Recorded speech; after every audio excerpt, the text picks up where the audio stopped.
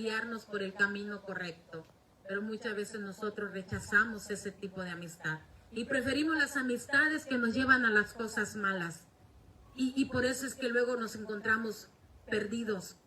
Pero siempre escuche la voz de ese amigo, de esa persona que te encuentras a tu paso, ya sea en el trabajo, en la escuela, y te habla de Dios o hace una oración por ti. Porque son las personas que te van a guiar por un camino correcto.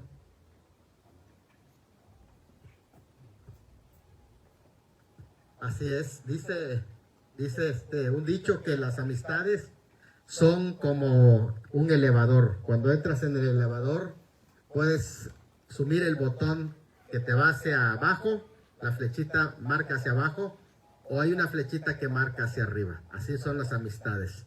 Hay amistades que son flecha hacia abajo y hay amistades que son flecha hacia arriba. Así que nosotros tomamos la decisión de escoger a buenas amistades que nos acerquen hacia arriba con nuestro Dios. ¿Está bien? Vamos a buscar en Mateo capítulo 5. El día de hoy vamos a estar hablando de las bienaventuranzas. Las primeras bienaventuranzas está en el capítulo 5 de Mateo. Es un capítulo donde se registra el sermón más largo del Señor Jesucristo. Bueno, hay otro sermón también que es el segundo mensaje del Olivete al final de su ministerio. Pero este sermón se le conoce el sermón de la montaña. Es un sermón que el Señor dio donde nos habló de muchos temas. Dicen que ese sermón duró entre 6 y 8 horas. Ahí dando el mensaje en la montaña. Y es algo muy hermoso porque escuchar al Señor es la mayor bendición. Este sermón comienza con las famosas bienaventuranzas. Así se le llaman a esas declaraciones del Señor Jesucristo que habló de quiénes son los bienaventurados. Ya de por sí en el libro de los Salmos habían algunas expresiones que hablaban de las bienaventuranzas y se hablaba de bienaventurados aquellos que sus pecados habían sido perdonados y otras bienaventuranzas que hay en el libro de los Salmos. Pero en esta ocasión el Señor nos va a entregar varias bienaventuranzas en el inicio de su sermón.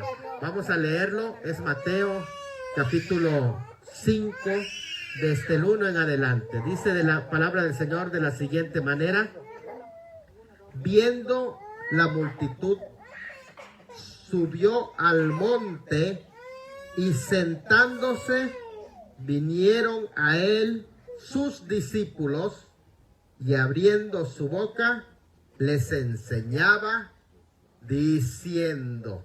Así comienza estas bienaventuranzas. Ustedes imagínense al Señor Jesucristo en ese gran día que había hecho la invitación a todo el pueblo para que lo rodeen al pie del monte.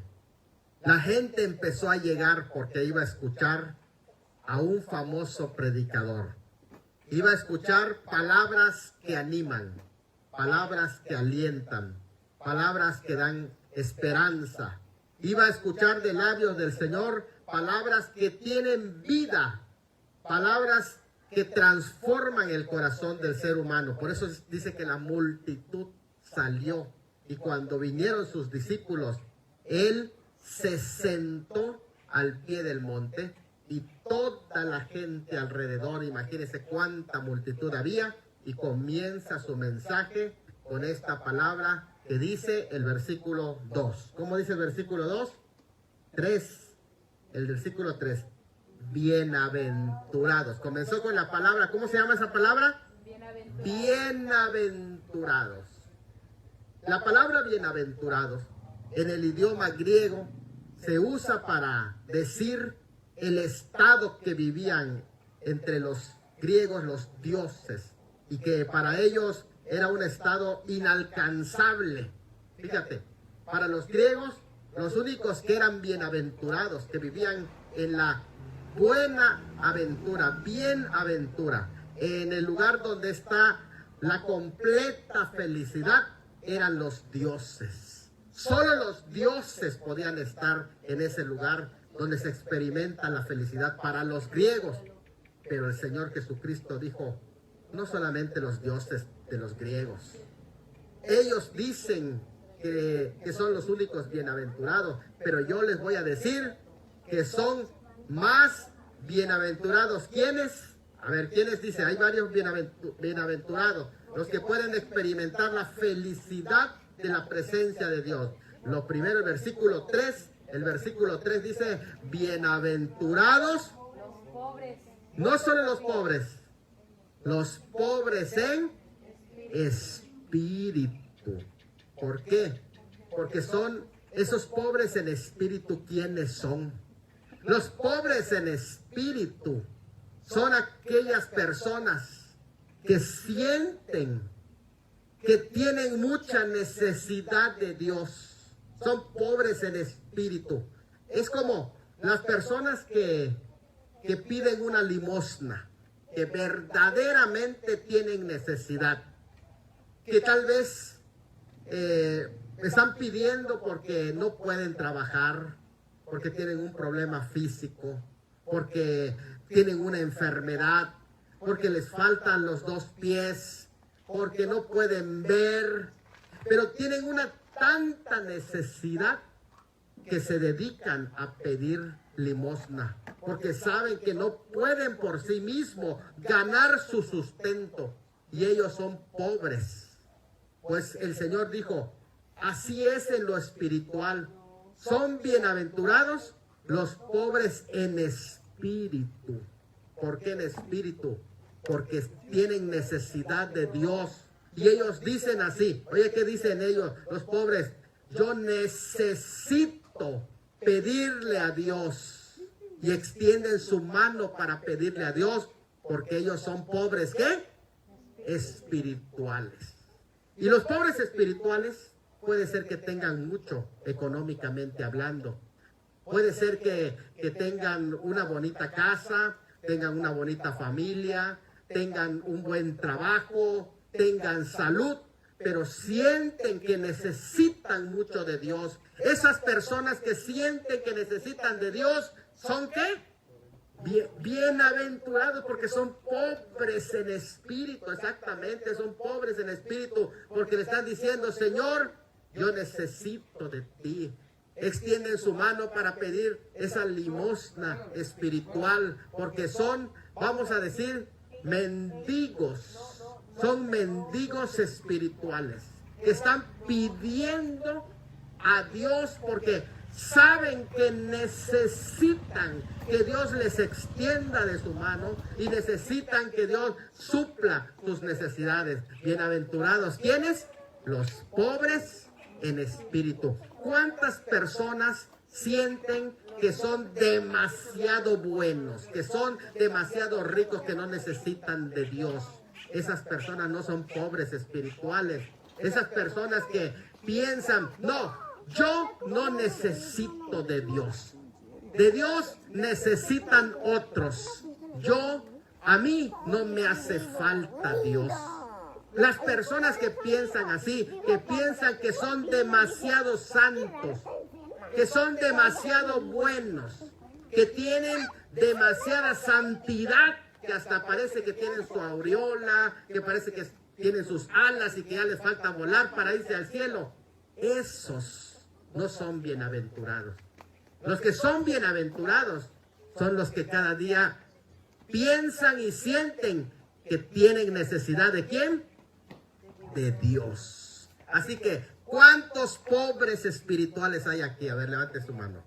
Wow, mira qué bonito. El cielo se pone feliz, porque aquí hay gente que necesita de Dios. Esa es la gente que Dios busca. Esa es la gente que Dios ama. Y esa es la gente que es bienaventurada. ¿Sabes por qué eres feliz? Porque la Biblia dice que el que pide, ¿qué? Recibe. Así que tú has venido a la casa de Dios o a este lugar y sientes que necesitas de Dios. Y cuando pides vas a recibir. Pero si tú eres tan orgulloso que ni te acercas porque yo no necesito de Dios, ¿cómo vas a recibir si no le pides a Dios? Eso es lo importante cuando dice bienaventurados los pobres en espíritu. Vamos a ver el versículo 4. Hay otros que son bienaventurados, no solamente los pobres en espíritu, sino también en segundo lugar que dice, bienaventurados los que lloran. ¿Por qué? Porque ellos recibirán consolación. Porque si tú estás llorando, vas a hacer consolación, vas a sentir la paz de Dios en tu alma, vas a dejar de llorar. ¿Por qué? Porque en tu corazón estás llorando. Pero ¿cómo es que es bienaventurado el que llora? Miren, ya mi esposa había anunciado de la situación de los jóvenes que están aquí presentes el día de hoy. Qué importante es el duelo. El duelo es un proceso, no es de un día. Es un proceso que va en nuestras vidas, que va a pasar un tiempo y que ellos necesitan llorar también, porque el Señor Jesucristo, cuando llegó a la tumba de su amigo Lázaro que había muerto, ¿qué dice el pasaje de Juan? Que Jesús lloró. ¿Por qué? Porque el llanto es parte de la expresión de las emociones que Dios ha puesto en los seres humanos. Cuando nosotros lloramos, ¿saben ustedes qué pasa? Cuando nosotros lloramos, expresamos todo lo que hay en el interior. El cuerpo tiene un mecanismo para desahogarse, que son las lágrimas, que es el llanto. Cuando tú lo lloras, todo lo almacenas aquí. Y este corazón no va a aguantar, va a explotar. Tienes que llorar. Ve que dice la palabra, bienaventurados, ¿quiénes? Los que lloran, porque el hombre, cuando está pasando por tantas cargas y por tantas necesidades, tiene que llorar, porque cuando llora, saca todas las toxinas que en el cuerpo le están dañando, le están afectando. Y cuando pasa un tiempo de estar llorando, ¿qué creen?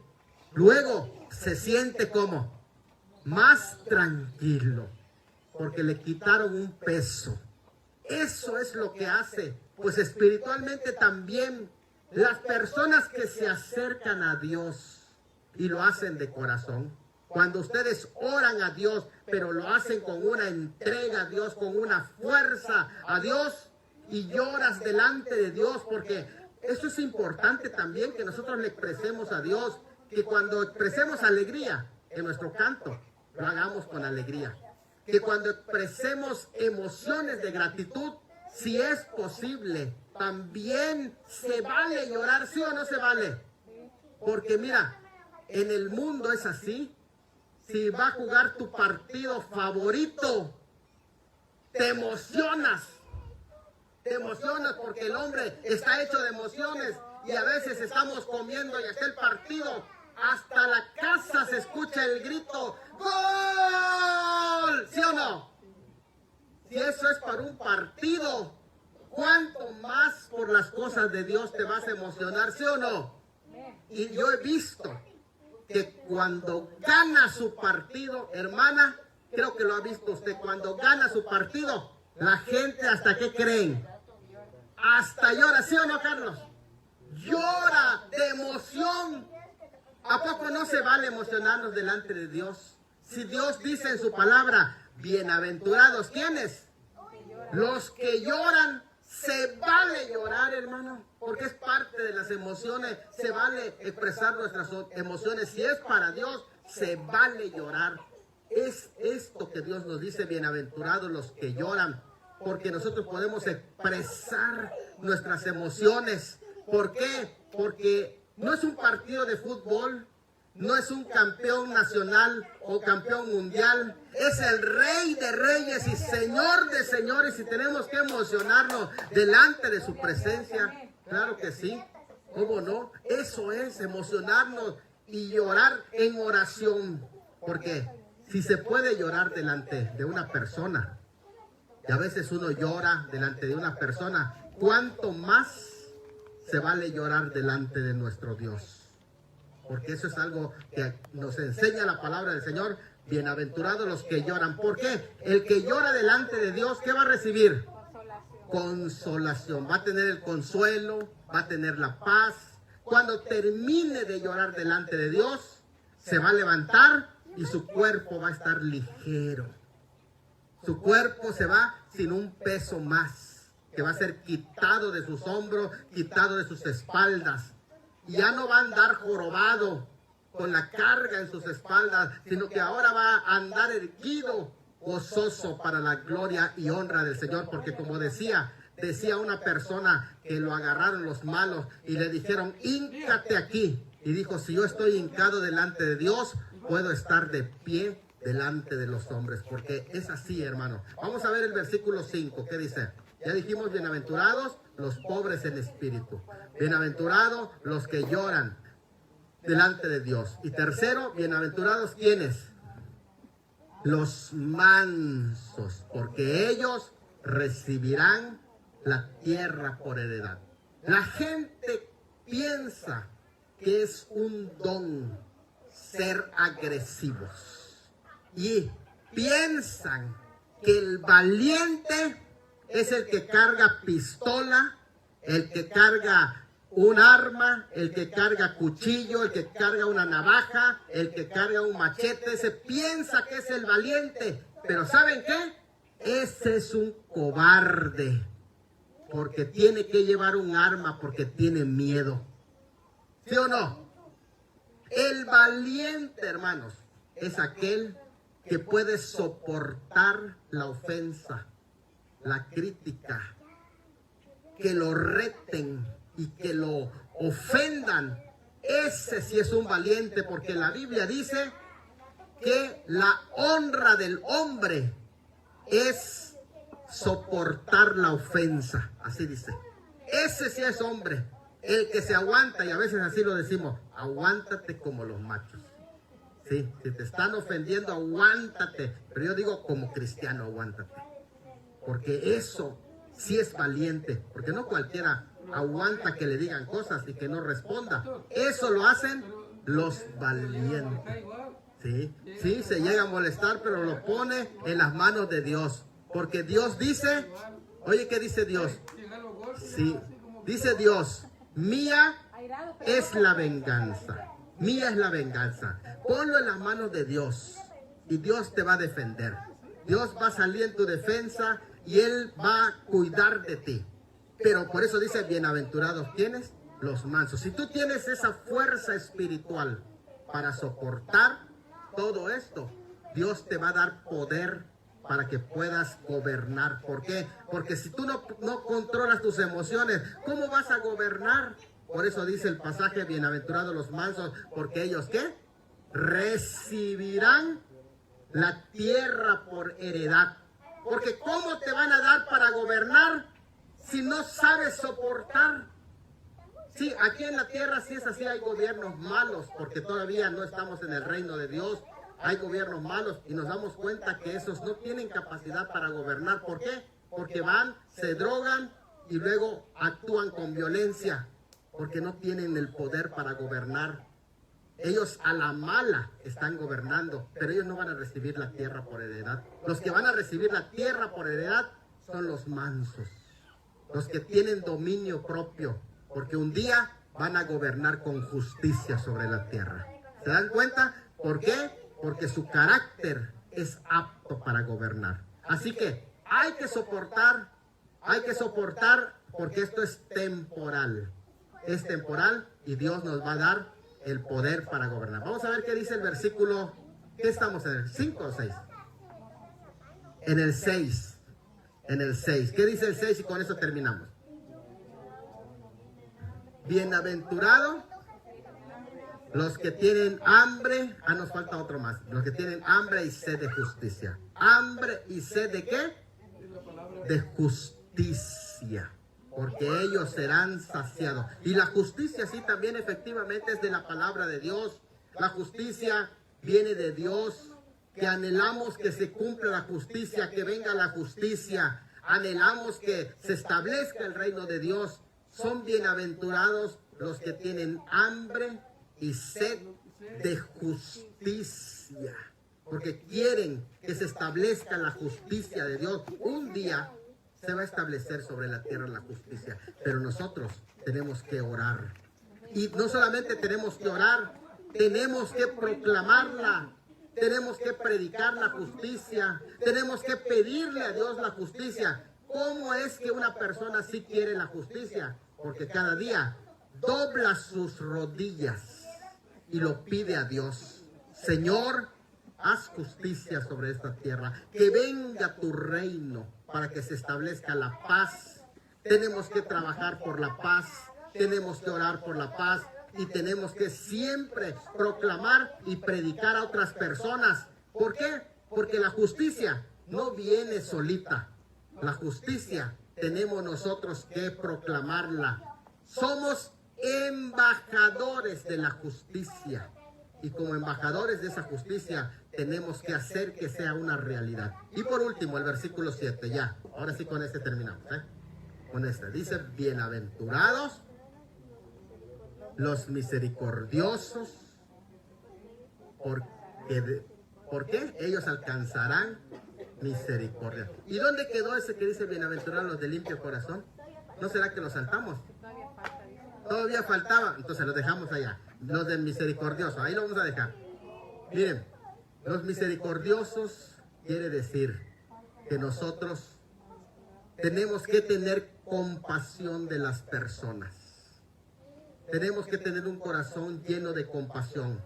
Y esto, oiga bien esto, hermanos, se va a expresar en nuestras palabras. No debemos de ser agresivos. No debemos de ser violentos. No debemos de hablarle a las personas con ofensas o tomar una parte de su cuerpo. ¡Ey, tú gordo, negro, feo! Eso no es misericordia. La misericordia ves a las personas con compasión. Al contrario, si ves que está pasando necesidad y no ha comido, ¿qué vas a hacer? Invítale un sándwich. Invítale café por lo menos, con pan, porque con pan las penas son menos. ¿Sí? Que tome un café, ¿verdad, hermana? Sí. Y si ves que está enfermo y no tiene para irse al médico, agarra, vamos al médico, te voy a llevar. Eso es tener misericordia de las personas. O tal vez algo por allá que no sabe hacer, pero tú lo sabes hacer y puedes servirle. Hazlo, porque de esa manera lo vas a ayudar para salir adelante. Y te voy a decir algo, porque es bienaventurado el que tiene misericordia. Porque cuando tú haces ese beneficio, hay alguien que lo está viendo. Y Dios se encarga de recompensarte. Más aún si la persona a la que tú le haces misericordia no puede devolvértelo. Eso es mejor. ¿Sabes por qué? Porque hay alguien que te lo va a devolver. Y él no le debe nada a nadie. La Biblia dice, a Jehová presta el que le da o le regala algo al pobre. Y Dios se lo va a devolver. ¿Creen ustedes que Dios le debe a alguien? No. Si tú le ayudas a otra persona que no te puede devolver porque es pobre, Dios se va a encargar de devolvértelo más aún. Por eso dice, bienaventurados los misericordiosos.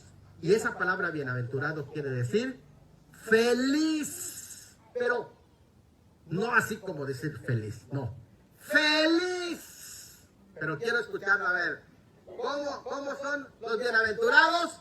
¡Feliz! ¡Feliz! A ver, pero como que tú lo pronuncias y te estás riendo. A ver, ¿cómo son los bienaventurados? ¡Feliz! ¡Feliz!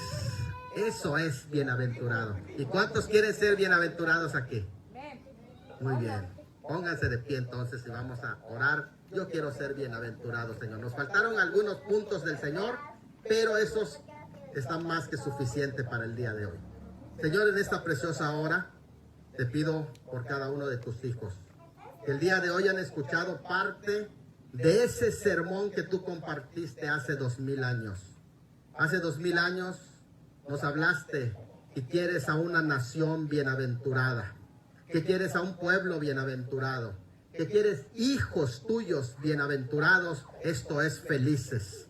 Si alguno de los que está aquí no ha experimentado aún la saciedad, la felicidad de su alma, en esta hora yo te pido, Señor, que lo visites, que visites su corazón, que quites la tristeza, que quites, Señor, la nostalgia de su alma, que lo llenes de gozo, que lo llenes de felicidad, que lo llenes, Señor, de esa vida y vida en abundancia. Gracias por esta palabra y te rogamos que cada uno de los presentes pueda ser feliz, feliz y feliz.